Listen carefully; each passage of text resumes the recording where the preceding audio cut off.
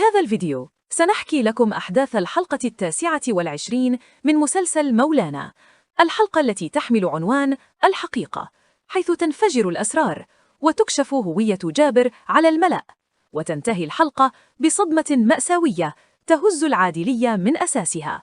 البداية مع العقيد كفاح الذي يعثر في هاتف سليم الحقيقي على تسجيلات صوتية بين سليم وشهلة قبل وصوله إلى سوريا. لتتأكد لديه الحقيقة بشكل قاطع: جابر ليس سليم العادل. هذا الاكتشاف يحول الأوراق الرسمية التي يريد جابر التوقيع عليها من مجرد صفقة عقارية إلى سلاح إضافي للإطاحة به. في المقابل، جابر يحبس شهلة داخل غرفة لمنعها من كشف السر، في محاولة يائسة لاحتواء الانفجار.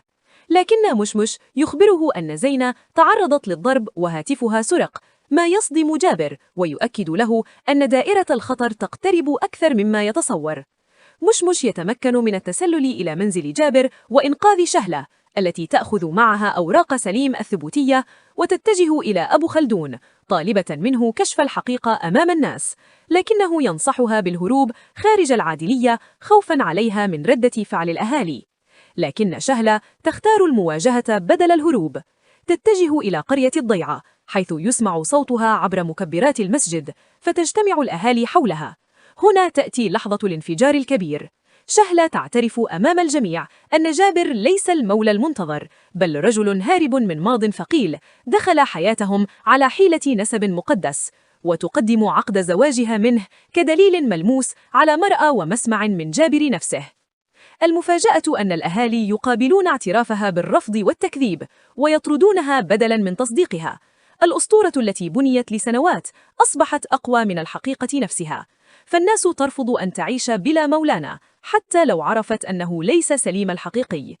جابر يواجه العقيد بحزم لم يسبق له مثله، ويرفض التوقيع على الأوراق، بل يمنحه مهلة لمغادرة الثكنة، مقلباً الطاولة عليه في لحظة تحول مفاجئ. لكنه في العمق يدرك أن هذا الانتصار مؤقت، فالحقيقة خرجت من القمقم. الصدمة الكبرى تأتي في المشهد الأخير. زينة تقرر إنهاء حياتها بعد انكشاف الحقيقة أمام الناس، وبعد أن رأت بيتها ينهار وزوجها ليس من تظنه، فتلقي بنفسها في النهر في نهاية مأساوية تترك أثرها الكبير على مجريات الأحداث القادمة. بهذا الشكل تنتهي حلقة الحقيقة. جابر محصور بين اعتراف شهلة وتهديدات العقيد ورفض الأهالي للتصديق، وزينة تدفع الثمن الأغلى. لنترك أمام سؤالين كبيرين: هل يمكن لأهل العادلية أن يستمروا في إنكار الحقيقة بعد انتحار زينة؟ وكيف سيتعامل جابر مع هذه الخسارة المدوية؟ كان معكم ملخص قبل العرض. لا تنسوا الاشتراك في القناة وتفعيل جرس التنبيهات حتى يصلكم ملخص الحلقة 30 فور نزولها.